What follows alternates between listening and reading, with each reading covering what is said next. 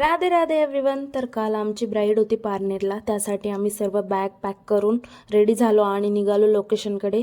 तर आमच्या ब्राईडचे ना काल 3 लुक होते, तर ते आम्ही कसे प्रिपेअर केले ते आम्ही या ब्लॉगमध्ये सांगणार आहे, तर ब्लॉग पूर्ण बघा.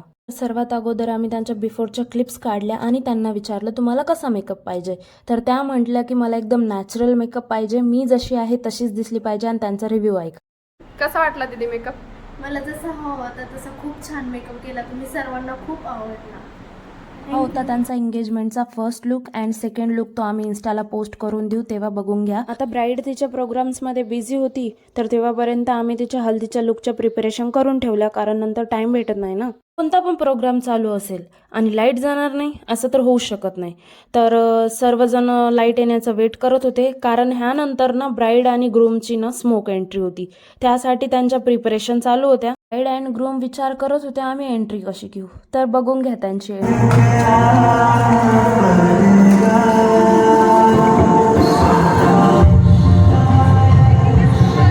आता एंट्री तर झाली, तर थोडा रिटचअप दिला आम्ही ग्रूमला अँड त्यानंतर त्यांची एंगेजमेंट सेरेमनी सुरू झाली. आय लव्ह लावणी डान्स, आणि त्यामध्ये जर मुलांनी परफेक्ट एक्सप्रेशन्स देऊन केलेला